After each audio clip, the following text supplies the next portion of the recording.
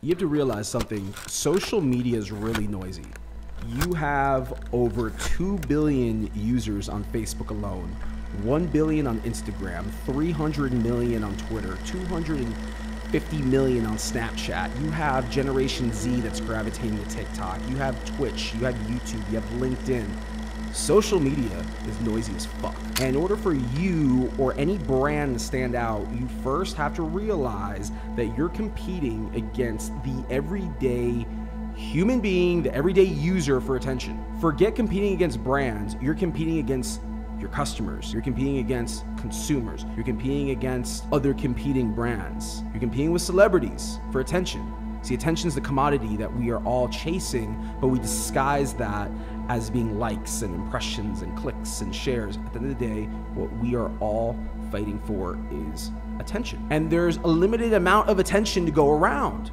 When you look at a platform like Instagram or Twitter, as soon as you hit the refresh button, there's new content that pops up. So what's gonna make you stand out? What's gonna make someone want to engage with your content when you show up on the scene? Is it because you're different, or is it because you're saying what other people are saying? So when you think about the analogy of social media being a noisy digital ocean, think of all the noise that you create as content. You see, somehow in the last 10 years, corporations and the marketers that work for them got lost in the mix and the illusion of thinking that social media is this endless kingdom of leads and of sales.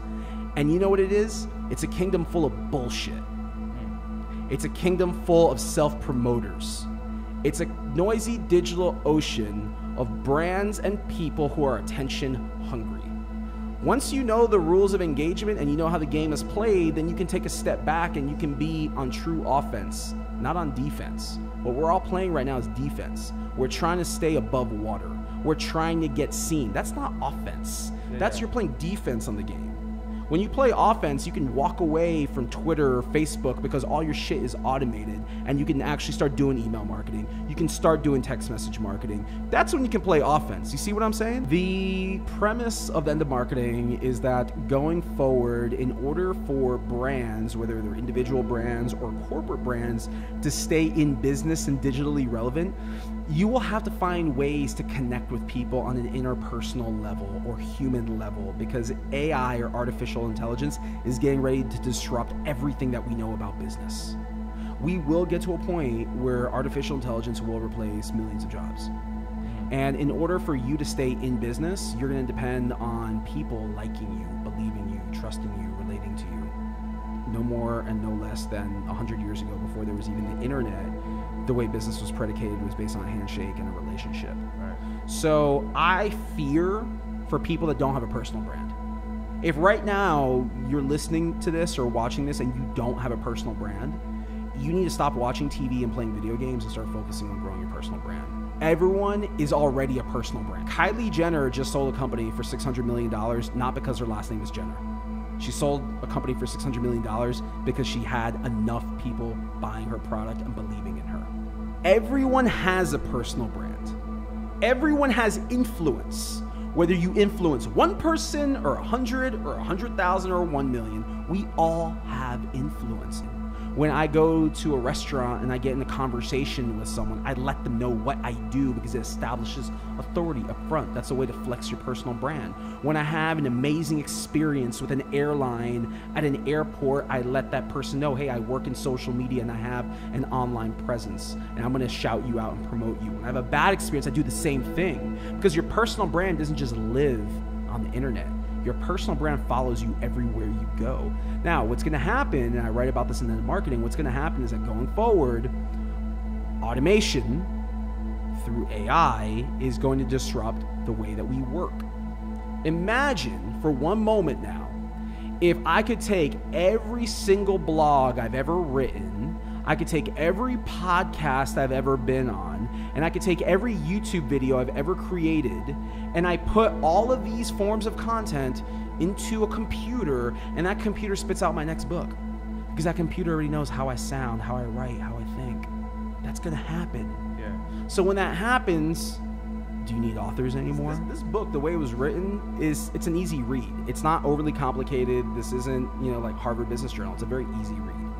So let's simplify this for a moment. Let's break down your social media strategy. You have 4 pillars: community, content, consistency, conversion.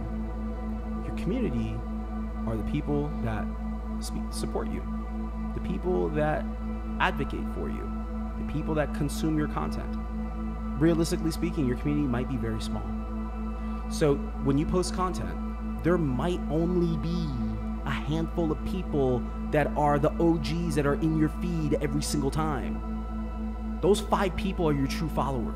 Make sure that you are on offense at all times with them. You need to close your eyes and imagine, what do you want social media to do for you? What is your objective? Whatever your objective is, then you need to work backwards on how you're going to achieve that objective and who is going to be that customer for you. If it's to sell more coaching packages, then your objective is to find the people that need coaching. You need to give the people that need coaching advice, recommendations, teach them about what it is that you do, teach them about how your coaching is going to make an impact in their lives and their careers. I think influencer marketing is a bunch of bullshit. And what influencer marketing really is a cover-up for lazy marketing. Because what happens is brands will go out and hire an influencer to solve a very real problem that they have, and that's a lack of engagement. So when you go off and hire an influencer, being that influencer has reach for a very short period of time, they're going to actually inflate your numbers. Your engagement's going to look better. It's going to look like you got more clicks, more impressions. All that looks very good on a social media report. But when that influencer goes away, your brand is still your brand. The problems that you had before still exist. Your customers are your biggest influencer. If you're using social media to listen to what's being said about your brand, then you're able to identify customers that are already creating content around your brand. You should be scared about AI because AI will be seen as a blessing, but it's also a curse. AI will make our jobs inherently easier. Imagine a world where you can program an AI to identify every single person that lives on the internet that needs your services or your product because they're talking about it. You program an AI or a bot to go identify people that are talking about insurance if you sell insurance, real estate if you sell insurance, coaching if you sell coaching, etc., etc. And then that AI goes out and finds these people for you. When that happens, you don't need sales reps anymore. You just need closers. You don't need people pounding the pavement, dialing for dollars. You just need closers. And you probably don't need a lot of closers. You maybe need 1 or 2. What's going to keep you and me and the next person in business is going to be the people that believe in us and like us and that we're connected to. At the beginning of time, everything that we do in life is predicated based on relationships. Right. And in order for marketing to be new again, you need to go back in time to a period where the internet didn't exist and we built relationships organically by getting to know people. Making it known who you are and what you do without ever saying, this is what I do, are you interested in buying my services? It goes back to what I said at the very beginning. When I set out to write this book, I knew that this book was going to transform people's careers, and I purposely brought them along for the journey with me. I sacrificed 10 years of my life to build a brand, which is what you see in Carlos Gil, to get to this moment in time to show you this is the formula for building a sustainable company in the year 2020 and beyond. And it's not by building the biggest building, it's not by being the wealthiest, it's not by having the most recognizable logo, but it's by being the most relatable and likable person in the room. And in this case, the room is the internet. It's social media. It's the ocean that we're all swimming in. Because in 2008, when there was a recession that hit, Carlos Gil lost his job and Carlos Gil had no fallback plan. Carlos Gil had no personal brand. Carlos Gil had no connections on LinkedIn because it didn't exist. And we will get to that point again, whether it's a recession, whether it's a fall of an economy, whether it's AI, we will get to a point where if you did not invest the time in doing you and building you up, you're gonna fail and you're gonna struggle. I promise you that.